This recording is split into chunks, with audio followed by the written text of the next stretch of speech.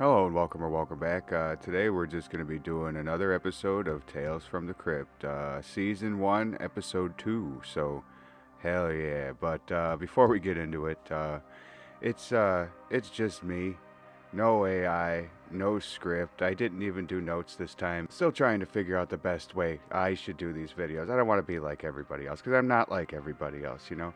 I got the video in front of me. I got the audacity going. Let's just ramble like the stupid pothead burnout I am, shall we? Well, it starts off with an eerily handsome Santa Claus, kind of setting up the story. Now we know that it's Christmas time, but there's no Crypt Keeper for some reason. I don't know. I'm lost without him. And then we finally get to the story. It's called "And All Through the House." Starts off just setting the scene. It's going through this nice cabin. It's nice Christmas. It's got nice Christmas music going on. It's totally like 1990 Christmas. I remember it well. I wasn't even 1 year old, so of course I remember it. Well, there's a husband and wife chilling, by an open fire.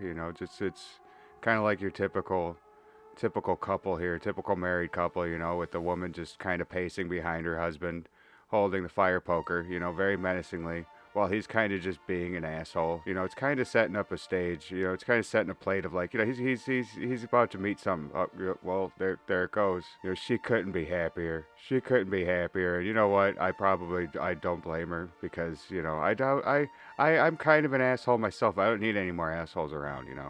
So far you kind of just assume that like she was just sick of his bullshit, right? And that's pretty much just like the only reason. Well, then the daughter comes down. That she's just excited for Christmas. She's a little girl. I don't know, probably like younger than 10. And God, I remember that being that young. I miss it. I miss that wonder of Santa Claus is coming. Santa Claus is coming. But yeah, no, that's just the thing. But she says, "Oh, I saw Santa outside." So that kind of sets something up. I didn't really notice that my first watch through in the last like 30 years. So then the mom goes and puts her up to bed. That's her stepfather, by the way. That's not her real father. So like, I don't know. She says why she says goodnight to him, and then she's just like, well, why didn't he say goodnight? And she's like, he's sleeping. I don't know. And then there's that whole thing of like, not even Santa Claus will wake him up. Well, as she's putting her daughter to bed, she's just like, well, the daughter asks her, what do you want for Christmas, mommy? And she's like, I already got what I wanted, sweetheart, or something along those lines. And then you come to find out just a minute later, she's on the phone with her like lover. Apparently she wasn't supposed to call him because, why would you like automatically go straight to the person that you conspired to kill somebody with? But yeah, she tells him, I did it. It's done. She leaves him a message, so that's even dumber. You're kind of just like, incriminating yourself more. And then she, it cuts to her on the couch with the guy with the corpse of her husband, or her deceased husband, and she's putting a bag around his head with a nice little bow. But like, you know what? You could see right there. The plastic's moving. He's breathing. He's okay. Don't worry. He's fine. He's all right for now. So then she's trying to just get rid of the body. She goes to drag him outside and goes to like throw him in a well out there. As she's dragging, the body outside to dispose of it, there's a radio. There's a APB putting out on the radio saying that there's a escaped mental patient that has murdered 4 women.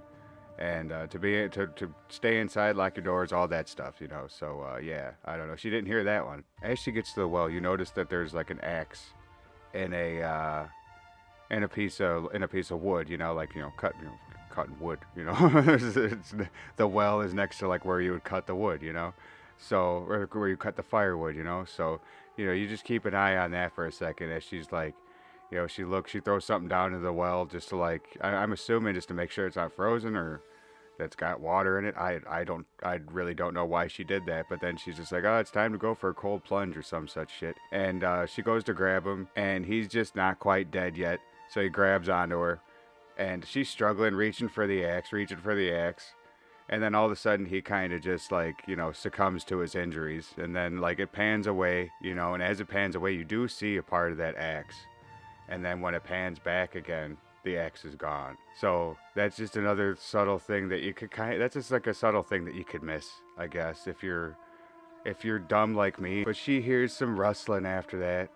And, you remember the little girl was just like, oh, I saw Santa outside. Well, we find out, like, who took the axe. And he kind of just looks like like your typical British Santa Claus. Well, he's trying to get her, with the axe, because that's where the axe went. We already covered that. She gets that icicle, cuts him, puts a smile on his face, and then, hits him in the old jingle bells. Gets into the house. He almost gets her though, but you know what? She wasn't having that shit. Let's just say that. So it's like, British Santa Claus neutralized. She gets on the phone with the cops, and then she realizes that, well, there's a dead body out there. There's a guy the husband that I killed that I was trying to get rid of. So then she just stops talking. The operator's like, hello, hello, and then just hangs up. I kind of chuckled when the operator hung up. I mean, I get it. There's like an escaped convict out there that's possibly killing people, so they probably need it open. But as she's going to hang up, British Santa Claus, runs past the window, and there's just a little game of cat and mouse right here.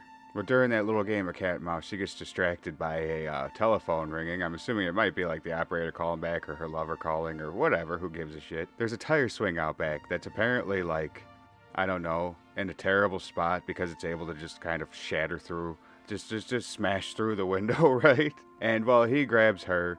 And, like, she's got that axe, and she just, like, while he's trying to drag her out or choke her or whatever, she finally gets her hands on that axe and just kind of just bops him in the head with it.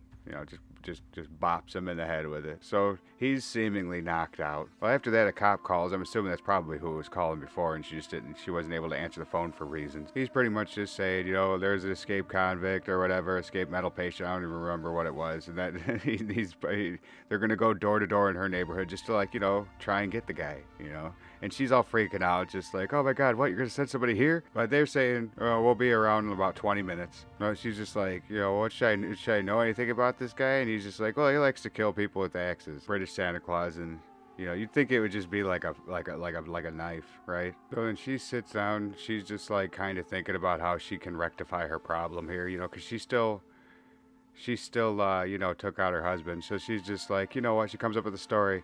Oh, the crazy guy killed him, not me. So she looks out back. She sees that Santa's still knocked out.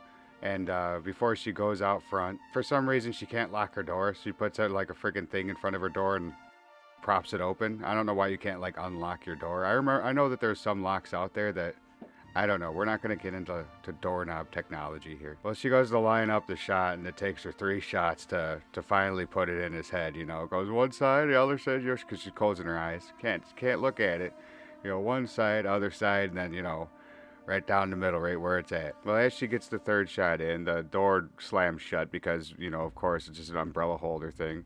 And, the noise prompts the daughter to wake up thinking that it's Santa Claus. While the mother, she goes to get her keys out and drops it on the steps in the snow, and it happens to be like a crack, a big old hole, like in the steps. But anyway, she goes to look for her husband's keys, in his pockets, as he would. And she's hearing all sorts of like jingle bells and whatnot around her. Santa Claus, British Santa ain't very far ever. She finally gets the keys, but for some reason she wants to keep looking around until she gets clobbered by a little bit of snow.